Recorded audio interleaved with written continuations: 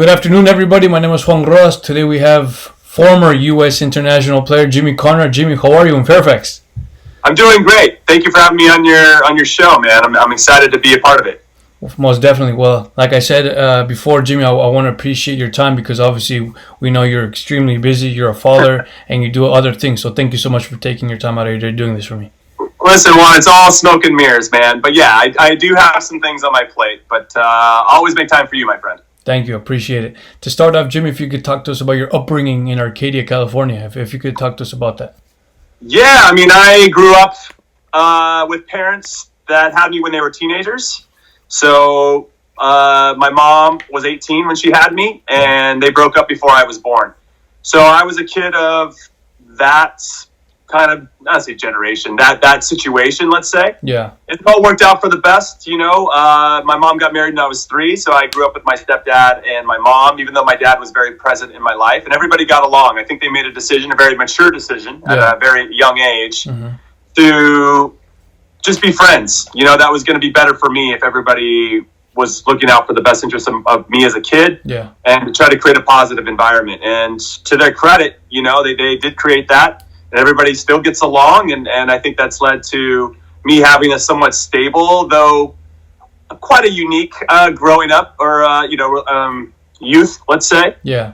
And there were some sacrifices, and we lived paycheck to paycheck, and you know that taught me, as I'm sure a lot of people that are watching this can relate to, maybe even yourself, that you know, you see your parents struggle and they grind and they do stuff to help put you in a better position than they had. Most definitely. And you don't take that for granted. I think you really appreciate that all the hard work that you're putting in is going to matter one day. So I maybe put a little pressure on myself to be somebody, right? To be able to not only honor the time and sacrifice they put into it, into my burgeoning youth soccer career, that I turn into somebody like a professional athlete, but also that, you know, maybe I could make enough money to help them as they got older, you know, and I think that's something that us kids always think about. So, you know, it was a cool and unique experience growing up, and I'd like to think I made the most of it. For sure. That's something similar that I'm trying to do as well, you know, being the first in my family attending college, but also trying to do something for my parents. So something relatable. But if you weren't to be a soccer player, what would have your profession be? That's a great question. I had always set out to be a math teacher, and I just thought I'd coach high school soccer. That's what I set out to be. I was a math major in college. Wow. I ran into a teacher there that blew my mind. And now in hindsight, he taught calculus. And I had taken calculus in high school, and I was kind of the nerdy kid that was in AP calculus. But I didn't fully grasp it because it was during my senior year, and you're not paying attention during your senior year. You want to just kind of hang out with your friends, you know. So I didn't really give it the time and energy that I needed to really learn it. So I took calculus again my freshman year, and I ran into a teacher who, he wasn't teaching, he was performing. The guy was a goddamn entertainer. Wow. And he got everybody in that room, no matter where they were, no matter how much they cared about the class, he had them in the palm of their hand. Every single class, man. Wow. I could not believe it, and I still marvel at the guy. And afterwards, I'd see him after class, and he'd be like smoking a cigarette because he just was so in the moment. You know, and I really appreciated his style, and that really had an impact on me. And I thought that it made a difference in everybody's life at that time. That math can be fun, that learning can be fun, and it can be engaging. And so from that point on, I'm like, I want to be a math teacher, and I want to be just like that guy. And I thought I'd coach a little bit on the side, but this whole professional athlete stuff got in the way. For sure. So you consider yourself a math magician? I'm imagining. Well, I mean, it's a foreign language ultimately, right? Yeah. You still have to learn, you know, the nuances and subtleties of how that language works. Yeah. So yeah, for a long time this is probably dates you probably don't even know who Doogie Howser is, but I was like a really smart young kid. I skipped a grade when I was younger, so I kind of had it figured out math-wise and reading. I was just ahead of it. Yeah.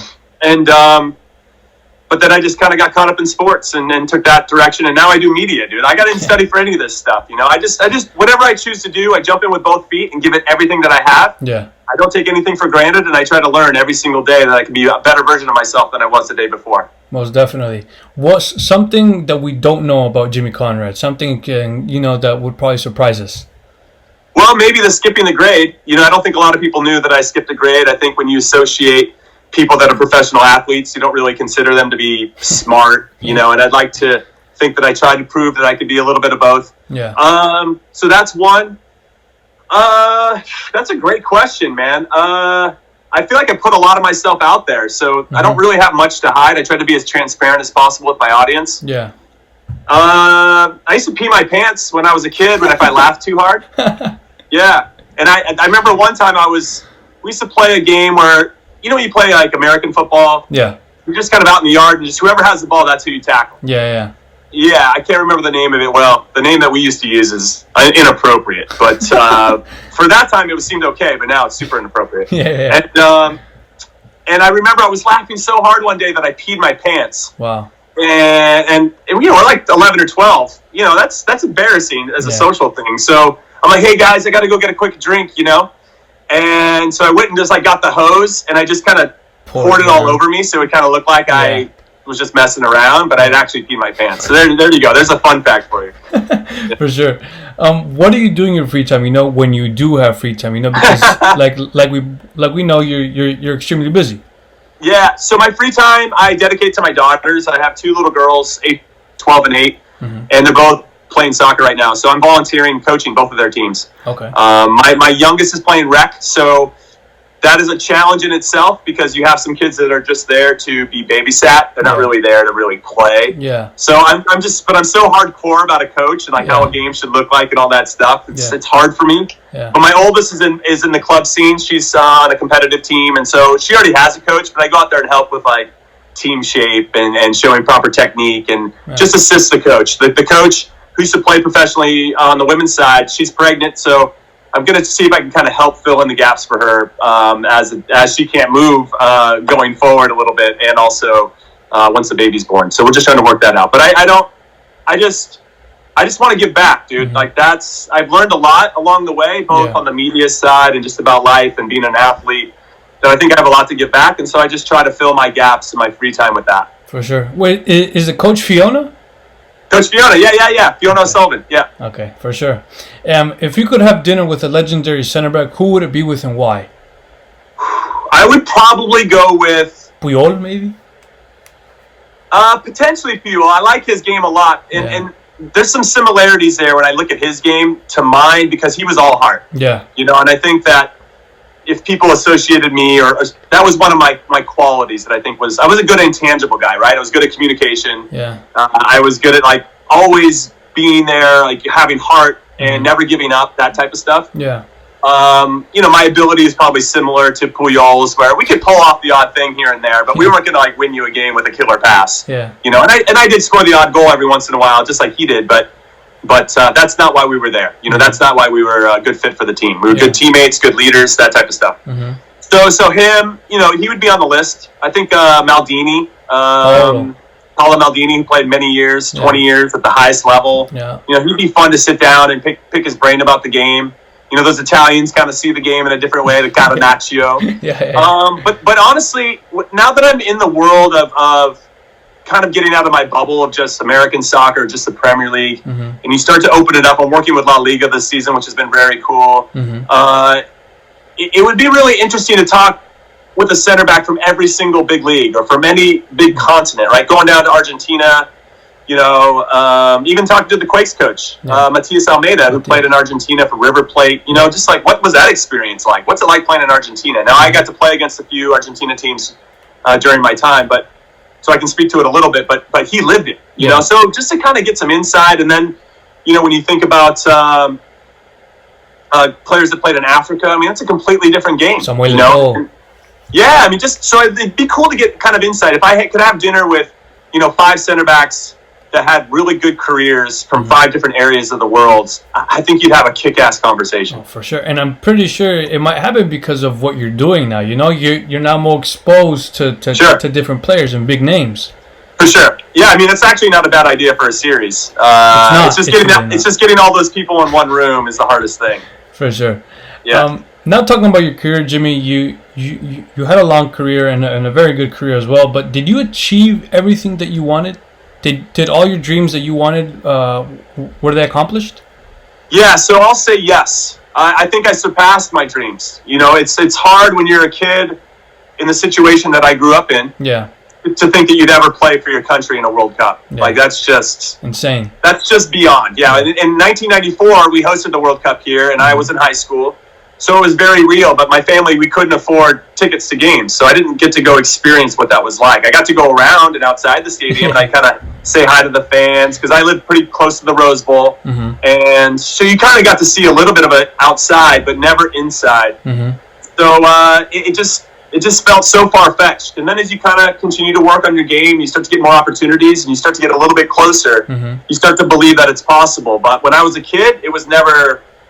Like, yeah, I had the 1994 World Cup shirt, and I was proud, of my U.S. men's national team. But it was hard to watch games on TV, so it was really hard to make it like a visual reality. Yeah. And so when it happened, dude, when I got named to the team, I was like, I did it. Mm-hmm. The biggest thing for me is when I came back from the World Cup, I was a bit depressed because at that point, I had accomplished everything that I'd ever set out to do. I had surpassed anything I'd set out to do.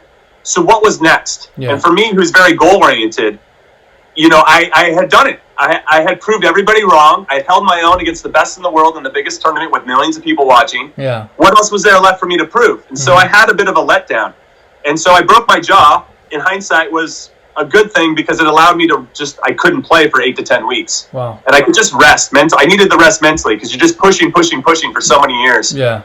I needed a break. So that broken jaw from Clint Dempsey ended up being a blessing in disguise. Yeah. And so... and then 2007 came, and then I started having babies, and then it just started to kind of change, what you wanted. And if I honestly had the balls and the courage, I probably should have retired after the World Cup because I was honestly ready to do something else and to think through, like, man, I got to do another 4 years to go to another World Cup and to play at this level. And I just wasn't ready for that because mentally I'd always been the guy that nobody believed in. So I had that chip on my shoulder, right? Yeah.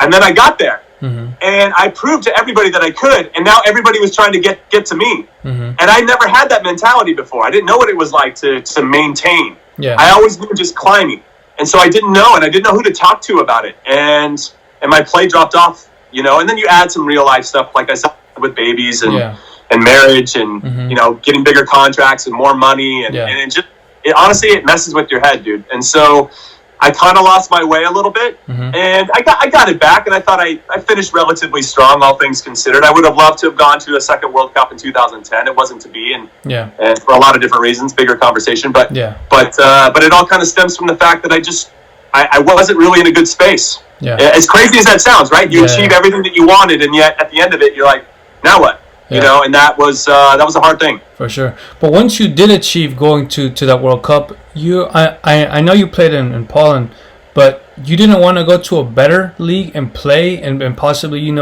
make a name for yourself there? Great question. So based on my career trajectory, I was a late bloomer, right? The little engine that could. So it just always took me a couple of years to kind of prove myself. So by the time I got to the World Cup and played for the national team, so my first ever camp with the national team, I was 28. Wow. Most of the other guys get a chance at, 21, 22, 23 at the latest. I was, 5-6 years after that. So by the time I played the World Cup and proved myself, I was 29. And at that point, foreign clubs aren't really looking for 29-year-olds. That said, you need a work permit to play in England. So I had, at the time, Sunderland and Southampton. That wanted you? And there might have been one other team, kind of like mid-table Premier League teams, that were interested in signing me. Wow. But I needed to get a work permit. And you have to play in 75% of these specific games that are FIFA-sanctioned games. They can't be friendlies. They have to be qualifiers or World Cup qualifiers or Gold Cup games or, a FIFA, like an official FIFA thing. Oh, for the national team? For the national team. Wow. And I had only played in 68% of those games, not 75. Which means I was going to have to go through this whole process to get my work permit. Yeah. And at that point, it was just going to be a pain in the ass. And was it going to be worth the trouble for clubs to want to go through all that for a 29-year-old? Sure, if I was 25 and you knew you were going to have me for 5-6 years, that's something different. But for 2-3 years. So okay, we scrapped England, and then Germany came. There was a team in the Bundesliga, Hanover. My teammate, Steve Cherundolo, was captain there. And he was working really hard to get me there. So they had agreed to the transfer fee. I was in national team camp in LA, and they said that I was going to fly over and get my physical. Wow. And then in the last minute, it fell through. Why? And they went with a striker from Rangers. They said, hey, we already have like a 20-year-old center back in our academy. We think, he could play that role for us. And he didn't end up playing that role for him. He sucked. But that's the chance they took. I was pretty cheap, all things considered, but it didn't work out. I was a little bummed. But, my wife was in the middle of law school, and so the timing probably wouldn't have been great for her. Yeah. And then we parlayed that kind of interest into a better contract with MLS. And worked that's out. the way. Yeah. For sure. Best teammate with club and national team for you? Man, there's a lot of layers to that. from a talent standpoint, I would say you got Landon Donovan. He plays one of the most talented we've ever produced. Yeah. Clint Dempsey's another guy I love playing with because he's like in a fight, you want that guy in your team. Yeah. And then DeMarcus Beasley, another really super talented guy. Yeah. Then our goalkeepers obviously are amazing. I mean, there's a lot of guys. For sure. So there's really not one that stands out. I guess it depends on the opponent. Like if I know it's going to be a fight and a scrap, I want Clint Dempsey in the team. Yeah. If I know there's going to be a little bit of space for guys to play, and because Italy, for instance, we played against Italy, they'll let you play a little bit. Yeah. In that instance, I probably want less Clint and more Landon or DeMarcus, right? Because they can beat you on the dribble and they can take that space. Yeah. And then you have guys like Claudio Reyna, John O'Brien, can hold the ball under any situations, and we've had some really, really talented players. And then my roommate, Josh Wolf, I love that guy, so I got to throw him in the mix too. But yeah, I just wish our national team was better. I just feel like the evolution of the sport, I just wish the guys that were ahead of us that are playing right now were better than us. And I can't say that unequivocally. I feel like we could still go out there, and at my peak, I could still go out there and probably play and start for the team. Yeah. Or at least I'd like to think that. Like hasn't been that big of a difference. Goal in talent. But I wish there was. I want the guys to be better than us, you know? So I'm hopeful that as us older guys trickle back into the system and can get back and coach, we'll start to develop players that are better and better. For sure. Talk to us about, about how you got to do the thing that you're doing with beIN Sports. How did that come about? And if I'm not wrong, it's in English, correct? Yeah, it is in English. So I've been doing stuff with beIN Sports for 2.5 years, I think. And now it's kind of pivoted. So I do less specific for beIN and more for La Liga. Okay. So for beIN, ultimately they called me after I had kind of been a couple years or 4 or 5 years into my time in New York City where my YouTube Kick TV was happening. That was coming to an end. And so I had kind of put some feelers out that I'm, looking to maybe help out with different things. NBC, ESPN, Fox, beIN Sports. Yeah. I'm out there. Who wants to help? Let's do some fun stuff together. Yeah. So beIN's like, hey, let's just do a man on the street. We love your personality. We think you can do a lot of fun things. I'm like, yeah, let's do it. And I always thought that was only going to last every week. I thought it was going to end. Yeah. Because I just thought, all right, they're going to pull the plug on this at some point. And we just kept going and going and going. Like 110 weeks later. Wow. We stopped that, and then it picked up again with La Liga. Now I work specifically with La Liga, and just went over to Mallorca to do some stuff with them. I was supposed to go to El Clasico. Unfortunately, that's going to fall through because that story sells itself, and they want me to tell smaller stories like Sevilla versus Real Betis or opponents that maybe Americans aren't as familiar with. So we're working on a few other trips, and yeah, it's been great. I mean, you just go out there, like anybody else. If you're looking for a job, you just try to find the right person to talk to at those places, and then hopefully you get a meaningful conversation, and then you can turn it into something. But it's probably easier for you guys, because you guys are already in that. You guys obviously are professional players. People like me, it's probably a lot harder to get to where you want to be, right? Because you guys already have those connections, correct? True. Yeah, it does help. I can get to the right person a lot quicker than somebody that's coming out of college like yourself. Yeah. So my advice is to continue to do what you're doing. And when I saw you in person, I think I gave you the same advice, which was you got to create a name for yourself somewhere else. Yeah. And I could probably name 3 or 4 guys. There's not that many, actually. I think the space is still wide open, but that have kind of crafted their own niche in the space. Like, for instance, I have a friend named Adrian De La Sousa who does Rabona TV on YouTube. And he came over here. He came down. He's in Vancouver, and he's been friends before. We've been friends for a while. He came down. One of my editors came out from Boston, and we just kind of hang out and just create some stuff. He was at maybe 10,000 subscribers. Wow. And now he's at almost 100,000. This has been about 2 years. But he's created a niche for himself. He's created these what's the real story behind, let's say, the AC Milan, Inter Milan derby? Like, what's the roots of that rivalry? Yeah. So he's really gone down that way, and now he's got a sponsorship with OneFootball, which is an app, and The Athletic, right? So The Athletic will write an article about, I don't know, Jose Mourinho or whatever, and they say, hey, listen, Adrian, here is this Jose Mourinho article. Turn it into a video in your voice and add your stuff and do whatever. And now he gets paid, and now his audience grows, right? So, but he had to start, and he was struggling for a while. So, I mean, that's somebody I could connect you with. But that's kind of probably the perfect example I can give right now of somebody who found a niche. Mm-hmm. He befriended me and other people, so we gave him validation, right? We'd hop into his comments, or he'd hop into ours, and he'd get more visibility that way.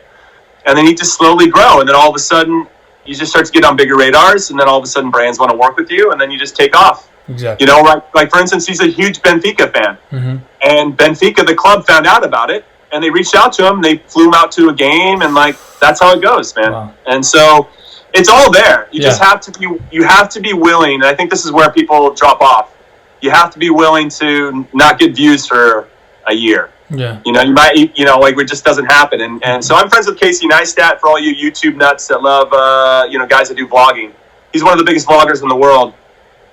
And I go run with him and stuff. And he said, listen, it takes you probably 150 to 200 videos to find your voice, to really find your voice and what you want to say. Yeah. And I was like, yeah, Casey, I already know. Like, I've already been doing other YouTube stuff. I've just started my own channel, blah, blah, blah, blah. And he was right. It does take you about 200 to 250 videos to find your voice. Wow. It takes a while to kind of figure out what your audience likes. Yeah. And what you like to make for your audience. Because if you're making stuff that doesn't matter, or you don't feel it in your heart. Pointless.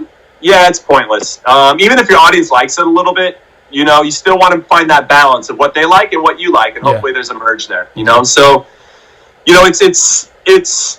it's not easy, and it's going to continue to get harder because more and more people are going to see the opportunity. But if you can cut through it and stick with it, I think ultimately me as a player, and this is why I think it's really helped me. Those disciplines and habits that I learned in my previous career really help me now, because I know that if things don't go well, like they didn't for me during my playing career, I knew that if I just kept fighting and kept trying to and get better every single day, that I would push through that and it would lead to success. And since I've lived it and I know that it works, it's really easy for me to apply it here. And I think that gives me a big advantage over other creators that maybe haven't had the same types of experiences. For sure. Who have been like one of the top players that you've probably interviewed or even worked with now that you're retired, working for like the La Liga? Possibly Samuel Eto'o, if I'm not wrong?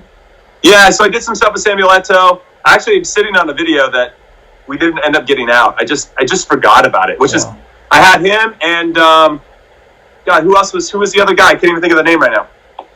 But I was in New York with them, and I sat down and did an interview, and they were great. But I was being asked to do so many different things, and I was traveling so much, it just seemed like, because I was asking him how he thought the league was going to go. Yeah. And once the league got started, it just felt like, shit, I missed the opportunity to put that out when it was relevant. Yeah. So those are times where it kind of bums you out. But it was Morientes, Fernando Morientes. But how was that experience talking to those legends?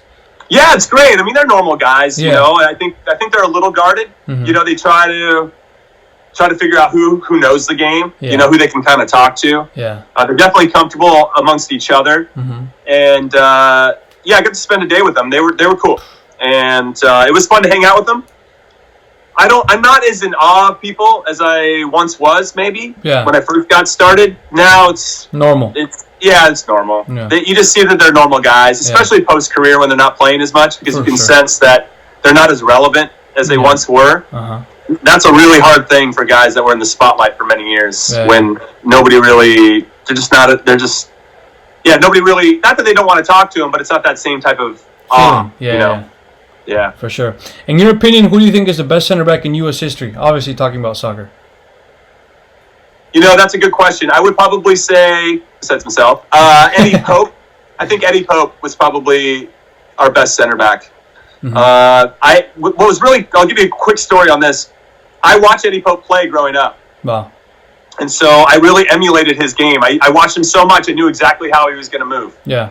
So when I played with him on the national team, it was the easiest thing and the easiest partnership I've ever had, because I knew exactly what he was going to do. I had seen it. Yeah. I watched it over and over and over. Yeah. And so him and I had a great relationship. He's not much of a talker, so I could do what I do best, which is communicate and put guys in good spots. And he could just be an amazing defender and lock everything down. And together it was great. And it's just because I studied him for so long. Good chemistry. I knew everything. I knew all of his movements and decisions. And so that was very cool for me. It was really full circle to watch somebody and then to actually play against them in a giant game. You know, it's surreal, actually. For sure. How was it signing your first professional contract, if I'm not wrong, with San Diego Flash? How was that? It was pretty crazy, because as much as I appreciated my time with the Flash, it was only for $800 a month. So it wasn't like I was breaking the bank. That was just the reality of the game back then. Yeah. So $800 a month, and we get an extra $100, or at least in my contract, $100 for every win. So we were really pushing to get that extra $100. It meant something. But I slept on floors. You know, I was training with the Galaxy at the same time. As I think anybody that's hungry, that's trying to get in, I was training with the Galaxy before I signed with the Flash, and I didn't want to lose that in with that team, right? You build the relationships, get to know the staff and the players and the coaches. The coach wasn't the nicest to me. He lied to me a couple times. What's that? Was it Siggy Schmidt? No. Ziggy was my college coach, so he wouldn't lie to me. Okay. It was before that, Octavio Zambrano. Okay. I think Octavio meant well, all things considered, now with a lot of time passed. But he just kind of said I was going to do one thing, and then he just leave me at home, and it just crushed me and broke my heart. Yeah. And so even that aside, I still didn't want to lose that foothold in there. So I created an opportunity with the Flash where they'd let me train with the Galaxy for the first 2 days of the week and then go down with them. Wow. As the season went along, the coach down there was like, yeah, we can't have this anymore. We need to see you all the time. And I get it. I totally get it. But from my standpoint, I just didn't want to lose that tether to the Galaxy because that was my only into MLS at the moment. Yeah. So anyway, I'll fast forward to, we went 8-8 our first 16 games. Our coach left to go coach in Hungary. We had these two assistant coaches who are sweethearts, but kind of like used car salesmen. I don't really feel like they knew the game. So we were essentially coaching ourselves. Yeah. We won 18 out of the next 20 games. Wow. Dude, we just killed it. Our team kind of just set, we know who our starting 11 is. Yeah. We kind of know who should come off the bench. We were good. We had good players. Wow. We got to the semifinals. We lost to Minnesota, who's now in the MLS and Minnesota United. The jersey. That's the jersey I'm wearing. Yeah, they gave it to me not too long ago. Yeah. And, and we just had a terrific run. So from that, then, some scouts were around San Jose. Saw me, and then the next year I signed with the Earthquakes, or the Clash at that time. Yeah, for sure. Yeah. Were there any players that played with you at that time with San Diego that played professionally as well? Yeah, Joe Cannon, who was a goalkeeper. He's in the Earthquakes Hall of Fame. Yep. Yeah, me and him. There was Carlos Farias. They called him Chile. He should have played. The guy was unbelievable, but he just couldn't. Either he partied too much, or he just couldn't get his discipline down. Yeah. But he could score anywhere with any foot. I mean, the guy was unbelievable. Yeah. He did a lot of indoor. I'm trying to think who else came out of that. I mean, some guys had a cup of coffee, as I like to say, with some MLS teams, but Joe Cannon and I were the two guys that had the biggest careers, for sure. For sure. And now talking about Clash, you eventually signed with them with the Earthquakes. You played 4 seasons, if I'm not wrong. But if you could talk to us about it, how was the overall experience? Yeah, it was great. I mean, again, I didn't make a lot of money. I made $24,000 my rookie year. Wow. But you didn't care, right? You just, I'm a professional athlete. I made it, you know? And then as you kind of work through each step, okay, I made it. Okay, now how am I going to be a starter? Yeah. Okay, now that I'm a starter, how do I become a player that is a consistent starter? And then from there, how do I start to become the better player on my team? And then how do I become the better player in the league, right? So you go through all these kind of iterations. Yeah. And that took a while. And I think the biggest jump from college to pros is that you kind of go from playing with your friends to playing with other grown men that are competing with you to put food on the table. So I came up, and the captain at the time, John Doyle, who I think he's a good guy, and I learned a lot from him, but I was a threat to him. So if I come in and the young rookie who might be just as good, but I'm a lot cheaper than he is, right? The pay per year. Yeah. The coach thinks we're equal, then you play me and you get rid of him, right? And so I had a target on my back, and he was captain, and so I get where he's coming from, but at the time I was so looked up to him, and I wanted his love, you know. Yeah. And he just wasn't going to give it to me, because that's not how the game works at the professional level. Yeah. So you have to learn how to survive. You have to learn how to get confidence when nobody's giving you any feedback. Like, you know, as anybody, you're like, hey, you'll watch this video later, or people say, hey, how'd you think I did with my interview? Yeah. Imagine nobody giving you any feedback. Yeah. So what are you going to do? Yeah. Are you going to generate your own confidence, or are you going to go, what are you going to do? Right. So there's a lot of that and a lot of growing from that side of things, which we never talk about. The only thing we ever talk about when we talk about players is, are they fast? Yeah. Are they strong? Yeah. Are they good in the air? You know, how good are they technically, tactically? Do they understand the game, right? We've never really talked about that last one, which is the mental side. Can they handle pressure? Can they deal with adversity? Can they deal if a teammate doesn't like them? Can they deal with a teammate that doesn't pass to them very often when they're wide open? Can they deal with that stuff? Yeah. You know, and then on the flip side, how do they handle girlfriend situations? How about wife situations? How about babies? Dude, it's like, it's an endless stream of different crap that we never talk about that has a direct impact on how these guys perform on the field. Yep, exactly. I completely agree. And sometimes, you know, professionals will sometimes let it get to them, you know, because we're all human beings, you know. By the end of it, we're all human beings. But sometimes, you know, it's unfortunate that it happens to them. But now, talking about the MLS Cup in 2001, talk to us about, you know, winning that championship with San Jose.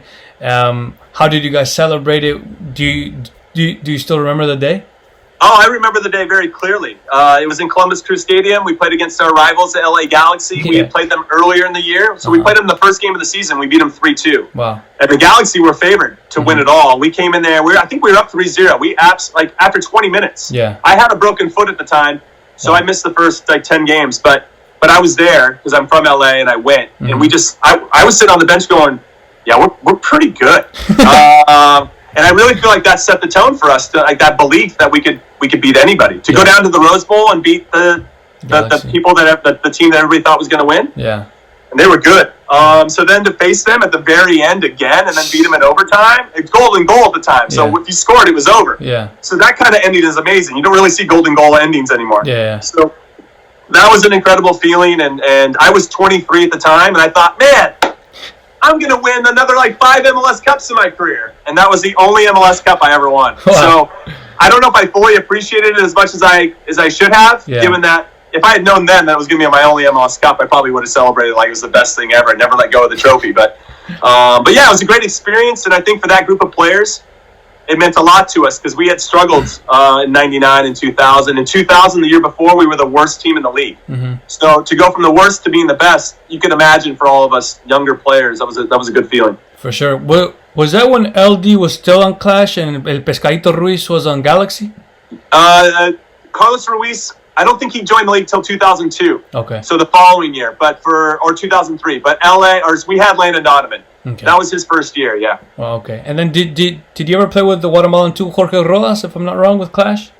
I played with Jorge Rojas maybe I played with him for a year, yeah. Yeah. I played with Jorge, yeah. Okay. But no, LA Galaxy had Luis Hernandez. That was their striker at the time. Luis Hernandez? Yeah. Okay, for sure. The blonde flowing hair of Luis Hernandez, you know. Legend. Yeah. Do you think, in your opinion, that the Quakes have the best fans in the MLS from your time being there and having the support from the fans?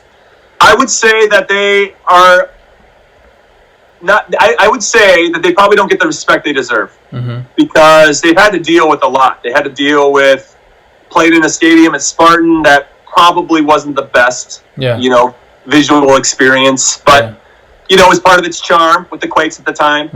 And then the team moved, right? And so all of a sudden they went from supporting the team that they loved that turned into the Houston Dynamo. Yeah. And then they had to wait for, 2 or 3 years to get their team back and and then a brand new team. Like all the players that they once had are now gone. Yeah. So they've been through a lot, and they've been through going to Buckshot Stadium in Santa Clara and then, now they have a Via. And so they've I feel like they've been damaged a bit, and yet they're still out there, and yet they're still giving support and love and hoping that their team will turn into a success that like it used to be. Mm-hmm. And I think there's some pieces in place now that make me very hopeful for the Quakes that the fans should be excited about, including Matias Almeida as the coach. I think that's a great move. He just announced a couple days ago that he's going to stay, which is huge, and I think that will give them an off season for him to kind of shed some players that maybe don't fit his system and add some players that do. And I fully expect the Quakes to be very good next season. No, I completely agree. Me being a Quakes fan too, I really do hope for that as well. Favorite memory that you had with Clash?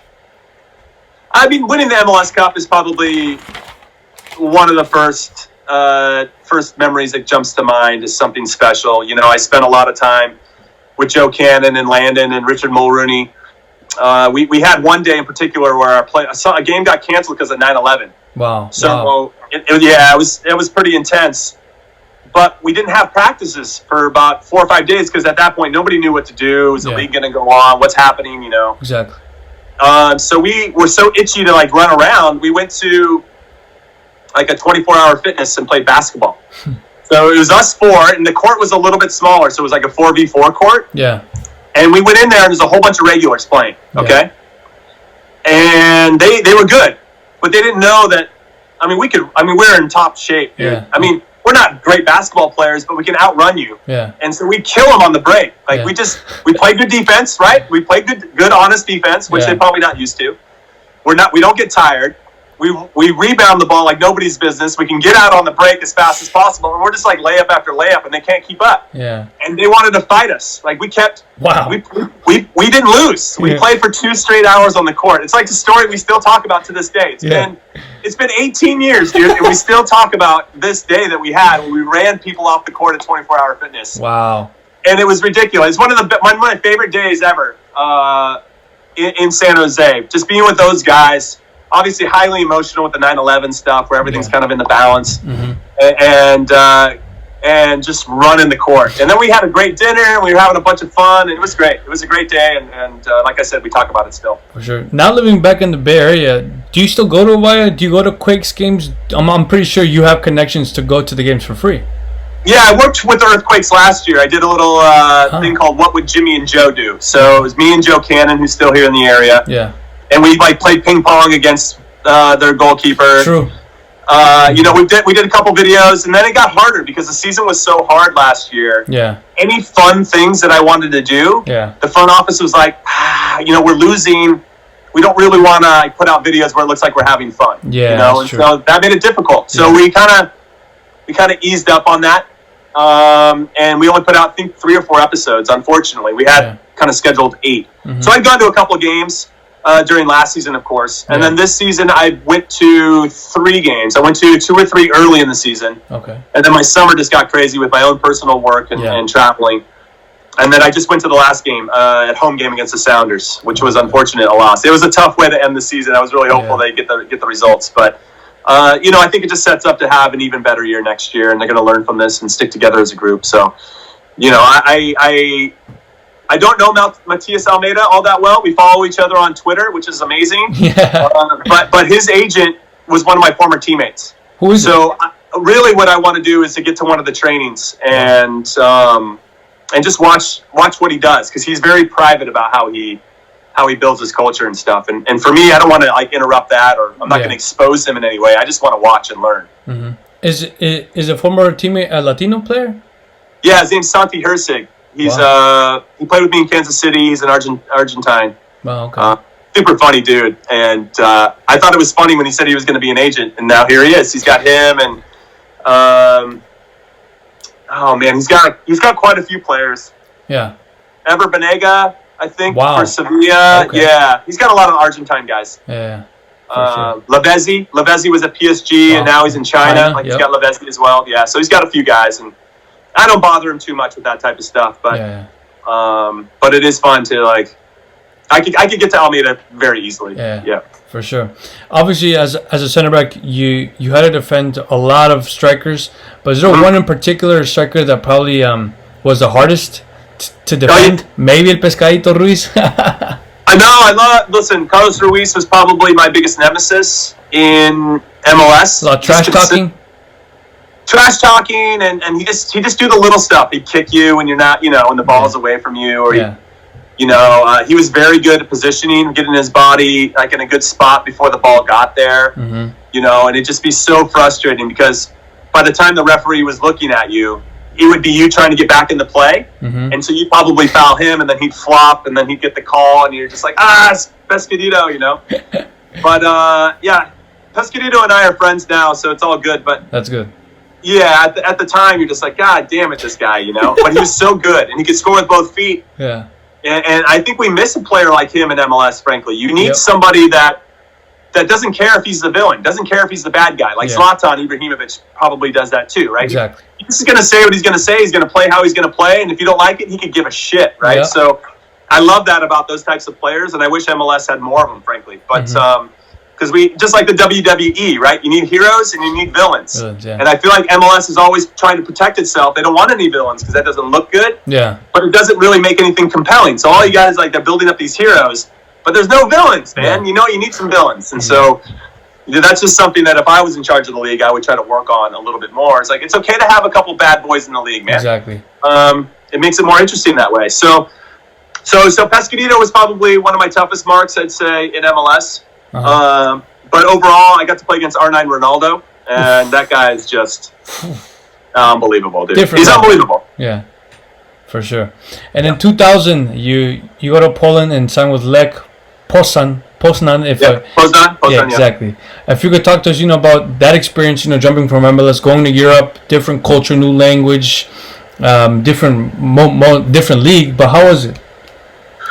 I think the biggest thing for me was to get out of the bubble of American soccer. Yeah. And to go over there and feel disrespected right from the get-go. Wow. One, they don't rate American players. They still don't. Like, let's be honest. Like, American player goes somewhere, you have to prove yourself 3 times as hard to get the same type of respect that a local player would have to do, right? Yeah. And because they just don't believe that you can play. Yeah.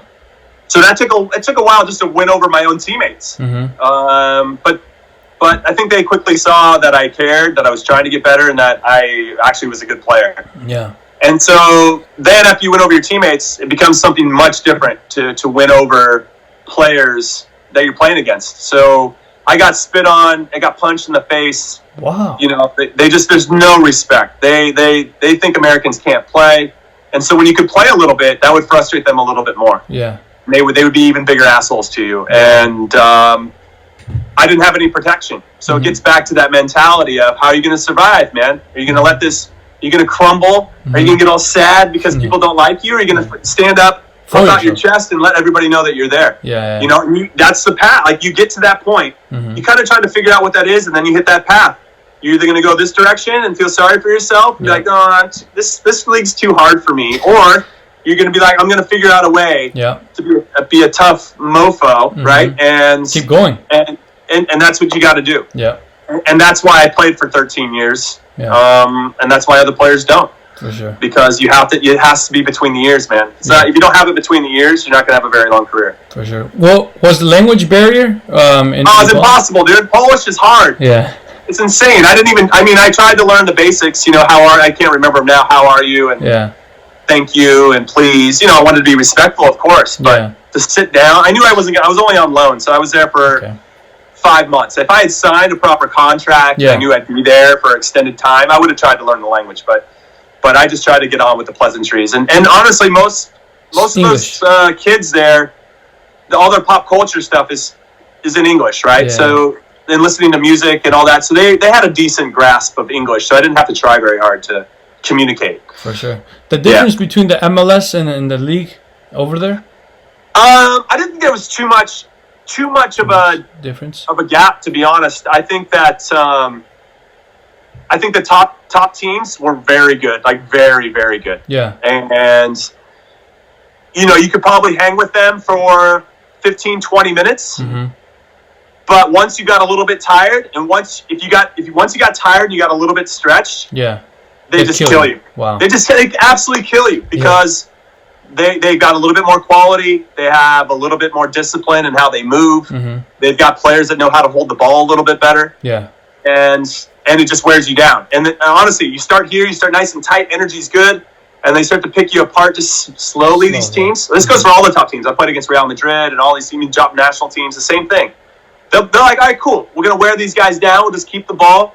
Let's see how long they can keep this shape together. And then all of a sudden, as you get tired, and guys start giving up balls in shitty areas and all that, and you get frustrated, you drop off, right? And all of a sudden, your shape starts to go here. Mm-hmm. And then as the game goes on, it just keeps going like this, and it just opens up gaps, and they just expose you because their quality is a little bit better, their tactical understanding is a little bit better, and they're just a little bit more patient. Mm-hmm. And that's what you see more than anything. It's just these little qualities that add up. Mm-hmm. And those are the fine margins, right? At the highest levels, it's a real thin line between success and failure. And those guys have a lot more success because they've got these kind of advantages in the fine margins. For sure. And not talking about college years, you went to San Diego, if I'm not wrong. Yeah, I started there. Uh-huh. Yeah, you spent time with the Aztecs, and then you transferred to UCLA. If you could speak to us, why you transferred to UCLA, and how were your overall experience there? Oh, it was amazing. I guess I'll reverse engineer this and work backwards. So I won the national championship my senior year, but I wasn't a regular starter for my 2 years there. Okay. I was kind of a spot starter. I think I started 11 games my junior year, maybe 13 games my senior year. Mm-hmm. And what happened was 5 minutes into the first playoff game my senior year at UCLA, the guy in front of me tore his knee. He was out. Wow. So I went in, and I kind of was relaxed. Like, throughout the whole season, I knew that if I didn't play well, I was going to get subbed out, right?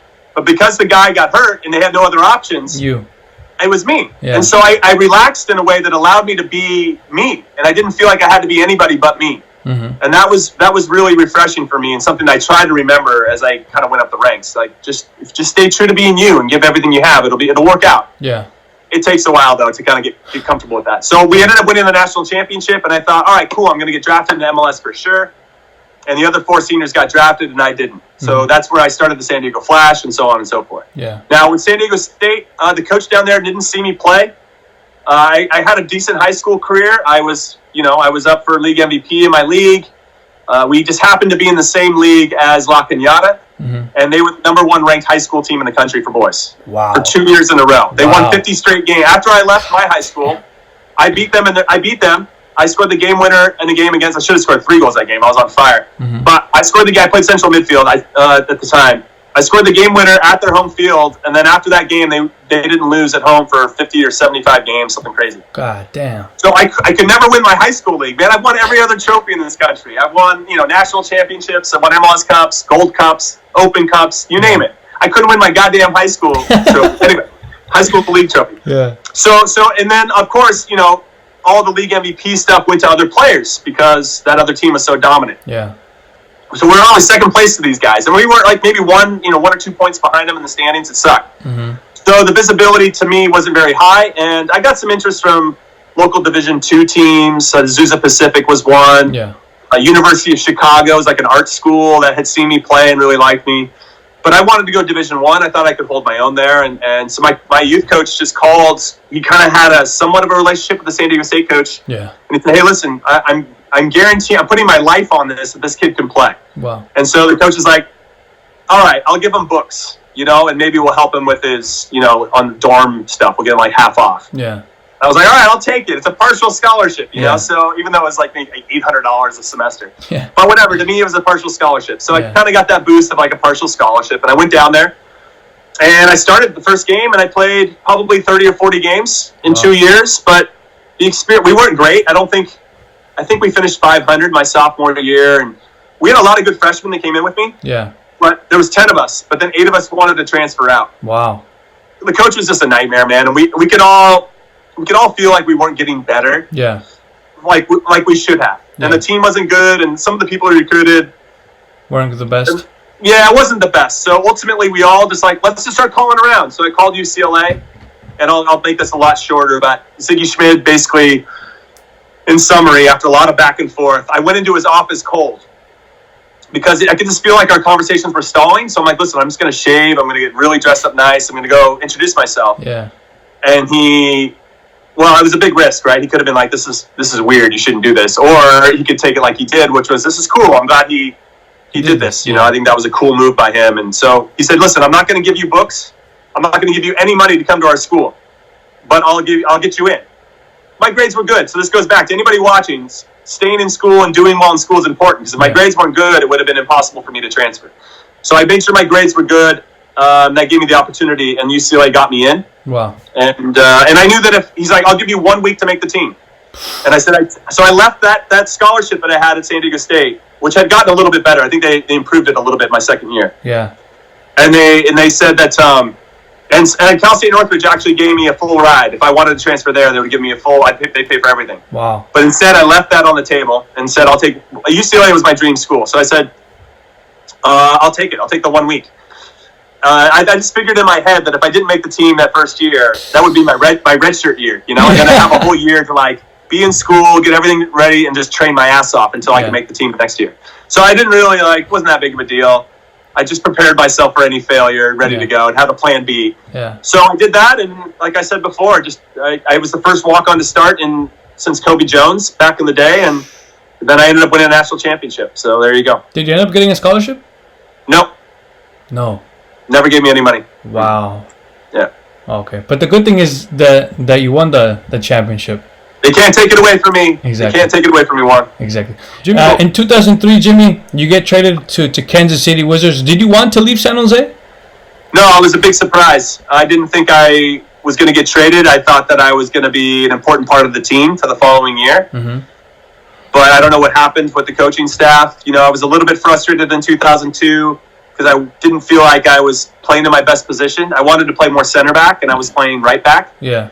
I had done a lot of right back for 2001 when we won the Cup. Yeah. And I had some good games there, and I learned a lot by playing different positions and maybe a better center back when I got there.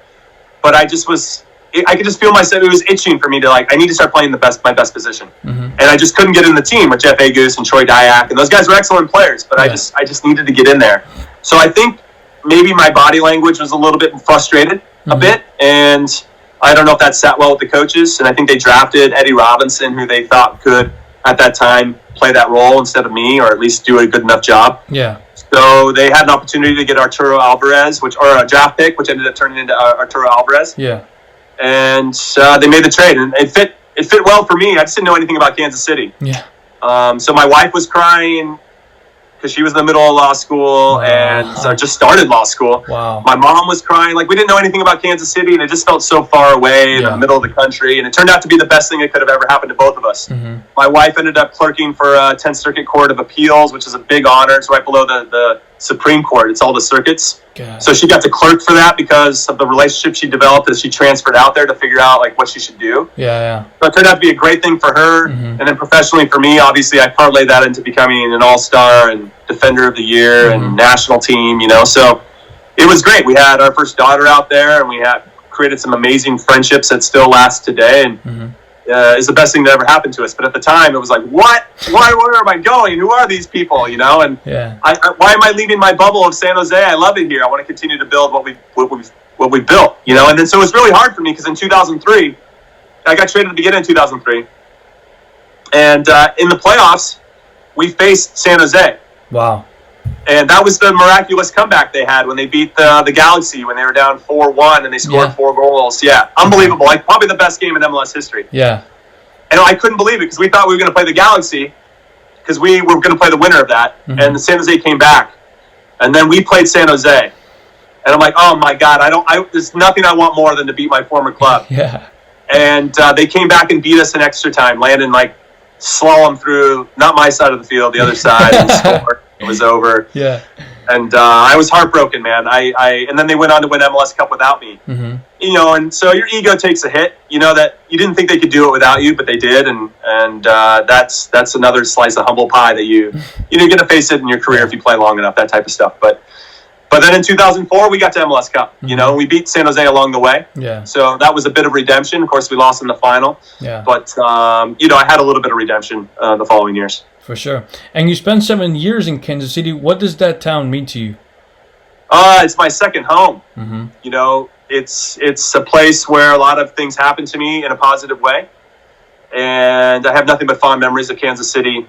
Even just, like I said, even off the field, having kids and that type of stuff. Yeah. And really kind of growing up and becoming a man. Mm-hmm. I was still, 20? I was 24 when I left San Jose. You don't have anything figured out at 24. You think you do, but in hindsight, there's still a lot of growth that's happening at that time. Mm-hmm. And I think a lot of that growth happened during my time in Kansas City. And so I grew up with the city. I went and weathered the ups and downs with the club before they built their brand new cathedral of a stadium. And I'm proud to say that it's in a great place. And I'd like to think that I was a part of it. For sure. How was it winning the Open Cup? That was great. Because the owner of our team is Lamar Hunt, and his name is on the trophy. It's Lamar Hunt U.S. Open Cup. So that was the first year I think that they named it for him, or it was the year before. It was really recent. Mm-hmm. And so when we won it at Arrowhead Stadium, which is his stadium, and he was there. Mm-hmm. So to give a big hug to Lamar Hunt, his name's on the trophy. He's done so much for the sport. I mean, it was a big thrill, and of course, it's another thing that people can't take away from you. Mm-hmm. Because people can say this, that, and the other about a career. But if you can say, hey, I played in a World Cup, I won a Gold Cup, I won an Open Cup, I won an MLS Cup, I won a national championship, I won a youth national championship, I won all these things. Yeah. People are like, all right, you had to be somewhat good. Like it doesn't just come out of nowhere. So that's anytime you win a trophy, I feel like it just kind of adds to your legacy in some ways. Yeah. Sure. Well, thank you so much, Jimmy. I know you're a very busy man. Thank you so much for your thoughtful answers. This has been one of my favorite interviews that I've had so far, and so thank you so much for your time, and I wish you the best of luck with everything that you're doing, and we'll have a second part for this interview. All right, sounds good. Thanks, Juan. Thank you. Thank you for watching my video. If you guys could share it with your family members and friends, that would be much appreciated. To all the people around the world who watch my videos, thank you so much. If you could like and subscribe to my channel, I would love that a lot. Until next time, thank you.